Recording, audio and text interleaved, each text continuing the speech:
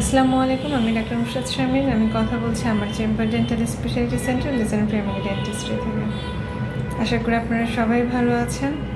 আমি আজকে আমার চেম্বার থেকে যে টপিকটা নিয়ে কথা বলবো সেটা হচ্ছে মিল্ক টুথ, আসলে বাচ্চাদের দুধ দাঁত নিয়ে বা ডেসিডুয়াস টুথ যেটা বলা হয়, এই সম্পর্কে আসলে কিছু কথা বলবো। সেটা হচ্ছে যেমন আমার কাছে যে রিসেন্ট একজন প্যারেন্টস আসলেন, তো ওনার বাচ্চার হচ্ছে যে দাঁত নড়বড়ে হয়ে গেছে, তো এতটাই নড়বড়ে যে আরও একটা দাঁত অলরেডি বের হয়ে এসেছে, এবং তারপরে উনি আসছে ওনার বাচ্চার ওই মিল্ক টুথটা ফেলে দিতে। সো প্যারেন্টস, ওই বাচ্চার প্যারেন্টস আমাকে জিজ্ঞেস করছে যে আসলে ডক্টর দাঁত ফেলার, দাঁতটা নড়বড়ে হওয়ার কতদিনের মধ্যে আমাদের আসতে হবে দাঁতটা ফেলে দেওয়ার জন্য। এটা খুব ভালো একটা ব্যাপার যে আসলে দাঁতটাকে ওয়েট করবেন, কতদিন ওয়েট করবেন।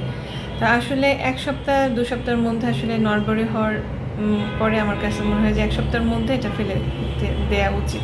ডক্টরের কাছে যেয়ে যদি প্রয়োজন হয় তাহলে ডক্টরের কাছে যেয়ে, অথবা বাসায় যদি আপনারা করতে পারেন একটা বাচ্চার দুধ দাঁত ফেলে দেওয়া, হ্যাঁ এটা অনেক সহজ, আপনারা করে নিজেরাও বাচ্চাদেরকে হেল্প করতে পারবেন।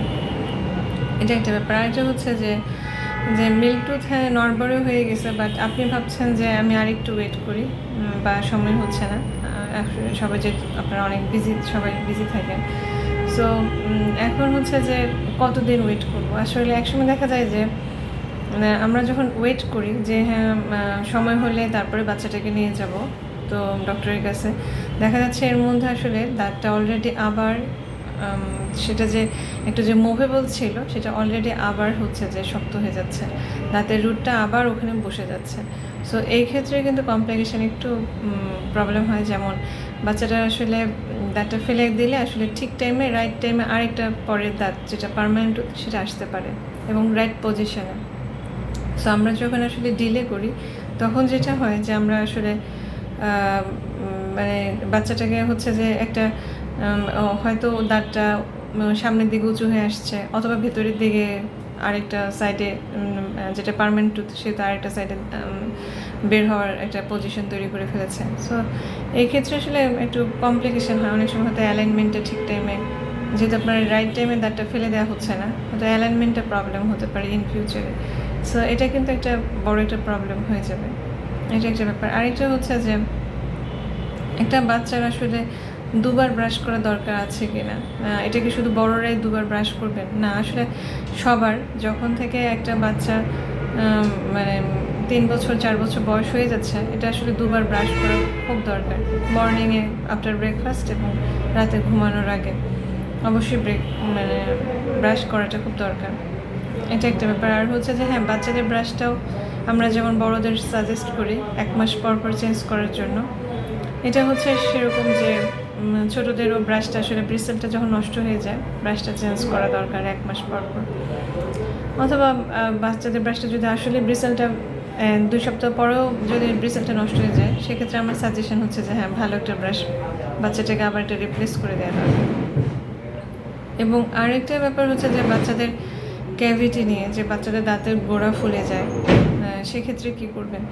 বাচ্চার দাঁতের চিকিৎসা নেবেন নাকি বাচ্চার দাঁতটা ফেলে দেওয়ার জন্য ডেন্টিস্টকে বলবেন?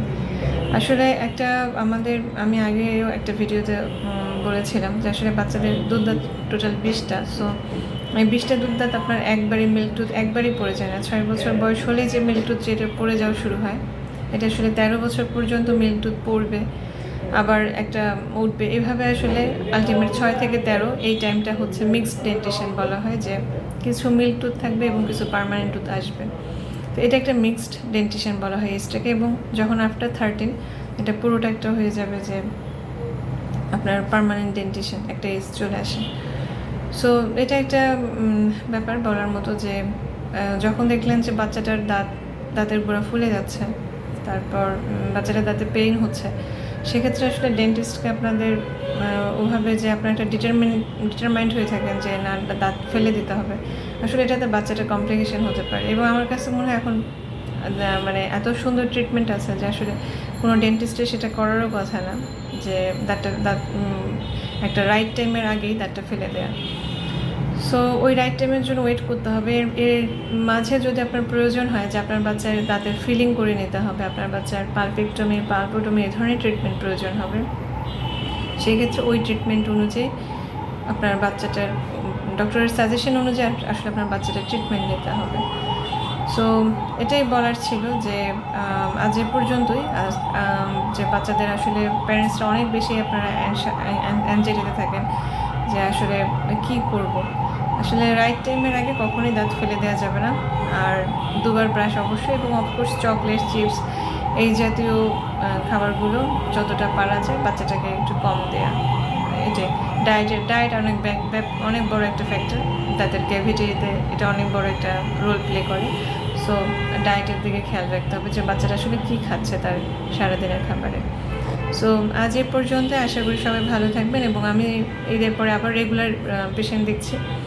আমি শনি সোমবার এখানে আমার চেম্বারে মর্নিংয়ে থাকছি, সকাল 11টা থেকে দুপুর 2টা পর্যন্ত থাকি, এবং সন্ধ্যায় প্রতিদিন সন্ধ্যা 6টা থেকে রাত 9টা পর্যন্ত আছে। সো আমার হোয়াটসঅ্যাপ নাম্বার আছে, ইভেন আমার গুগলে অ্যাড্রেস দেওয়া আছে, সেখান থেকে আপনারা আসলে খুব ইজি আমার লোকেশনটা আসাদ গেটে আমার চেম্বার, খুব ইজিলি আপনারা চেম্বারটা লোকেট করতে পারবেন। সো আজ এ পর্যন্ত, এবং সব বাচ্চাদের জন্য অনেক শুভকামনা। এবং প্যারেন্টসদের বলবো আসলে অ্যাংশাস না হয় বরং ডেন্টিস্টের কাছে যে পরামর্শ নিতে হবে যে আপনার বাচ্চাটার আসলে কোন চিকিৎসাটা প্রয়োজন, এবং ওর প্রবলেমটাকে আসলে সেটা আইডেন্টিফাই করার জন্য। সো আজ এ পর্যন্ত, সবাই ভালো থাকবেন। আল্লাহ হাফিজ, আসসালামু আলাইকুম।